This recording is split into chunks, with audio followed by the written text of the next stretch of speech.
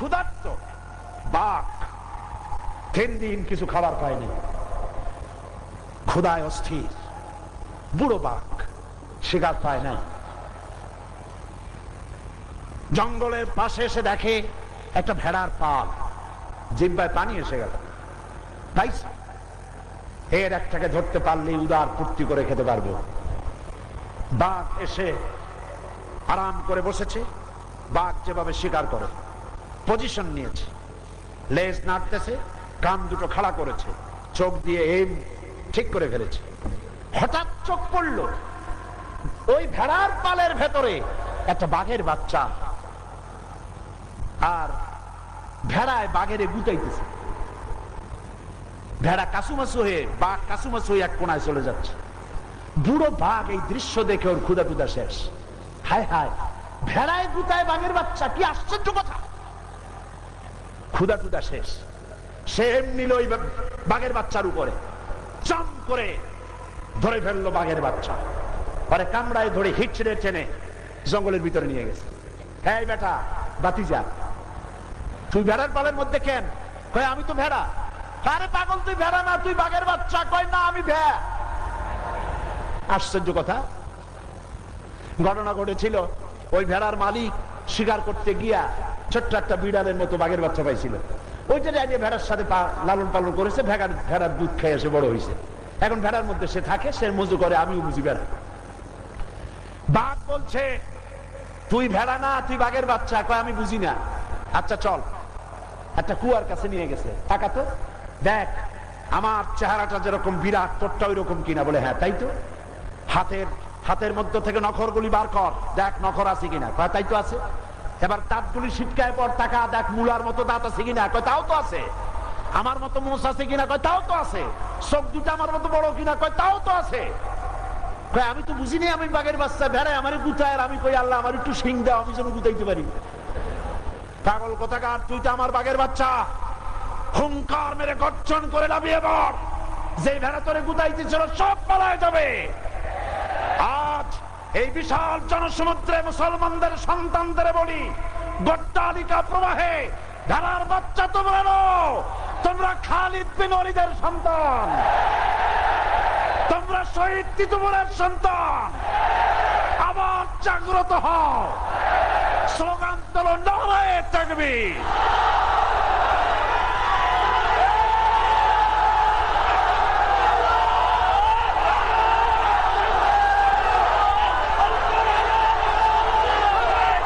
এই স্লোগানের আগুনে, এই স্লোগানে, এই ইমানের তেজদীপ্ততায় ভারতের গোলাম শেষ হয়ে যাবে, প্রতিষ্ঠিত হবে আল্লাহর গোলাম। কার গোলাম? আল্লাহ পাক।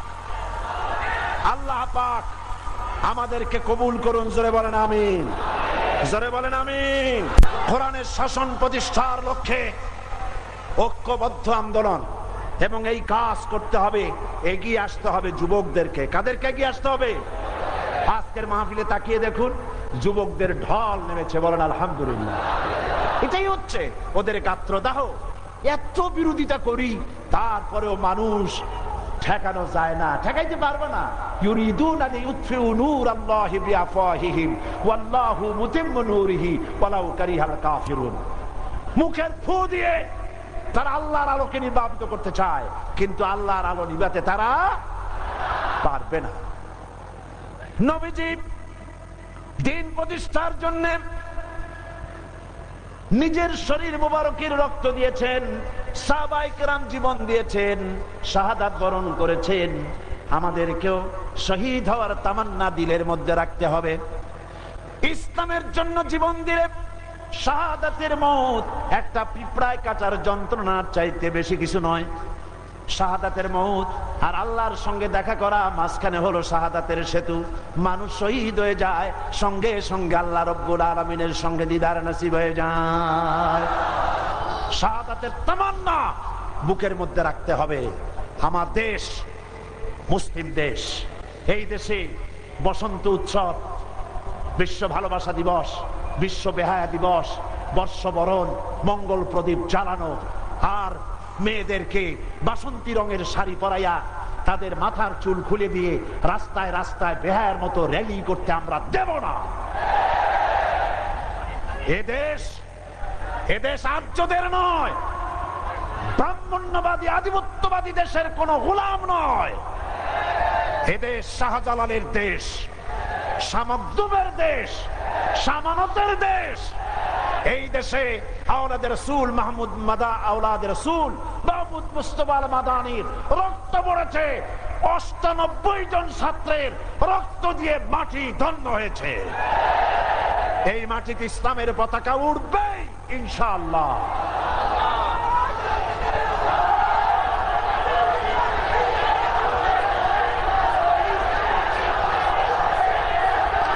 আমার বন্ধুগণ,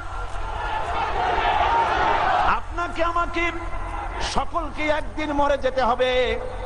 মরার পরে কবরের কাছে নিয়ে গিয়ে কবরের কাছে নিয়ে আমাকে কবরের মধ্যে রাখা হবে, আর বলা হবে মিনহা খালাকনাকুম, পড়েন, মিনহা খালাকনাকুম ওয়া ফিহা নুঈদুকুম ওয়া মিনহা নুখরিজুকুম তারাতান উখরা।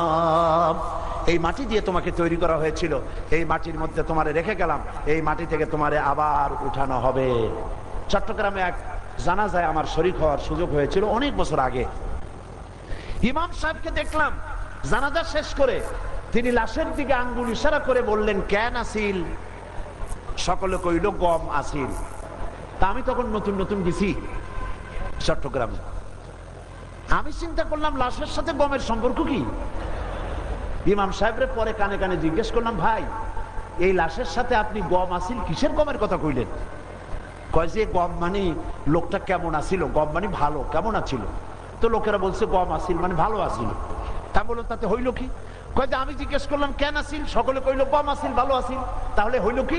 কয় যে আল্লাহও তার ভালো বলে বেহেশত দিয়ে দিবে। আশ্চর্য কথা, কেমন কথা!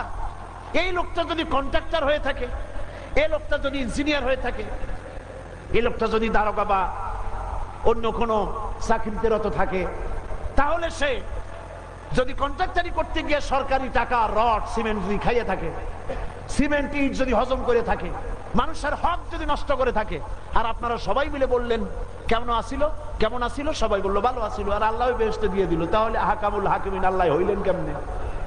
কি বিচার হইল? হইল কোন বিচার? আপনি যখন মারা যাবেন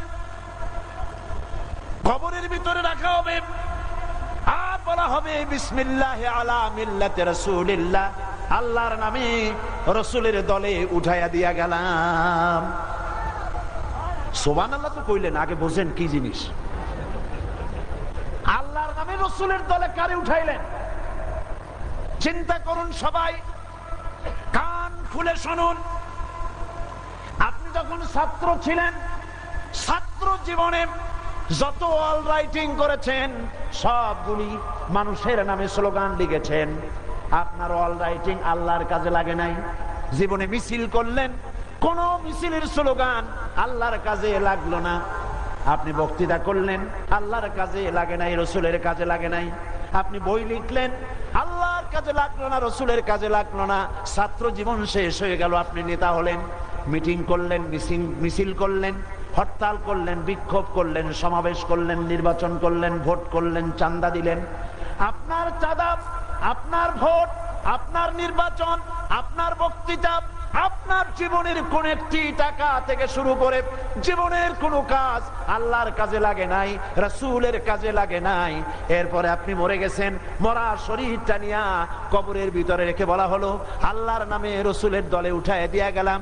আপনি বিবেক খাটায় বলেন, আপনার সারা জীবনের শৈশব, কৈশোর, যৌবন, প্রৌঢ়ত্ব, জীবনের কোন একটা দিক বিভাগ আল্লাহ এবং তার রাসূলের কাজে লাগলো না। এই মরা দেহটা নিয়ে রাসূলুল্লাহ কি করবে? কথা বুঝে আসছে? কথা বুঝে আসছে? সুতরাং আমার কাজ আল্লাহ আমাকে শিখাচ্ছেন, কুল ইন্না সলাতি ওয়া নুসুকি ওয়া মাহইয়ায়া ওয়া মামাতি লিল্লাহি রাব্বিল আলামিন। পড়েন আমার সাথে, কুল ইন্না ইন্না সলাতি ওয়া নুসুকি ওয়া মাহইয়ায়া ওয়া মামাতি লিল্লাহি রাব্বিল আলামিন। বলো আমার নামাজ, আমার কুরবানি, আমার হায়াত, আমার মওত সবকিছু আল্লাহ রাব্বুল আলামিনের জন্য। কার জন্য? এই কথাকে বিশ্বাস করতে হবে, আর এইভাবে নিজের জীবনকে পরিচালিত করতে হবে। অনেকে মনে করে ওনারে ভোট দিলে ভোটটা তো পয়সা যাবে, ভোটটা দিয়ে লাভ কি? বলে না, আপনার ভোট পচার জিনিস নয়, পচার জিনিস নয়। সকালবেলা এখানে একটা মহিলা মাহফিল হয়েছিল, তারা আমাকে প্রশ্ন করেছেন, নির্বাচনে যাকে ভোট দেব তারে কি কোন রকমের যাচাই বাছাই করা দরকার আছে? আমি জবাব দিলাম, অবশ্যই আছে। যদি বাইতুল মুকাররমে গভর্নমেন্ট বলে যে ইমাম নাই, ইমাম নেওয়া হবে, তো কয়েকজন লোক প্রতিযোগিতা করলেন, ইন্টারভিউ দিলেন, আপনারা নেওয়ার সময় কি দেখবেন? দেখবেন মাথার চুল ঠিক আছে কিনা, ঠিক কিনা। যদি মাথার চুলগুলি লম্বা থাকে তার ইমাম হিসাবে নেবেন? দাড়ি কামানো ইমাম হিসাবে নেবেন? এত মোষ, হাসে না কান্দে বোঝা যায় না, এর ইমাম নেবেন? প্যান্ট পরেছে পায়ের গিরার তলে চলে গেছে, তার ইমাম নেবেন? বউ পর্দায় থাকে না, তার ইমাম নেবেন? সুদী ব্যাংক থেকে টাকা নিয়ে বিল্ডিং করেছে, তার ইমাম নেবেন? তাহলে ওই ইমাম সাহেব ইমাম মানে কি? নেতা। কয়জনের নেতা? বড় জোর 2000 লোকের নেতা, মসজিদের 5000 লোকের নেতা। 2000-5000 লোকের নেতা নির্বাচনের সময় এতটা মাইক্রোস্কোপ যন্ত্র দিয়ে দেখেন লুঙ্গিটা কিরার নিচে বসছে নাকি, মোষ লম্বা নাকি, টুপি উল্টানো নাকি, বউ বেপরদায় থাকে নাকি। আর যখন জাতীয় নির্বাচন আসে তখন এক একজন প্রতিনিধি 2.5 থেকে 3 লক্ষ লোকের নেতা, এমপি, তারে আপনি নেতা নির্বাচন করে দেখে নেবেন না লোকটা তার বউ পর্দায় থাকে কিনা, সে নামাজি কিনা, সে চরিত্রবান কিনা, সে মদ খায় কিনা, সে জিনা করে কিনা, দেখে নেবেন না? অবশ্যই দেখে নিতে হবে। যদি দেখে না নেন আল্লাহর কাছে জবাব দিতে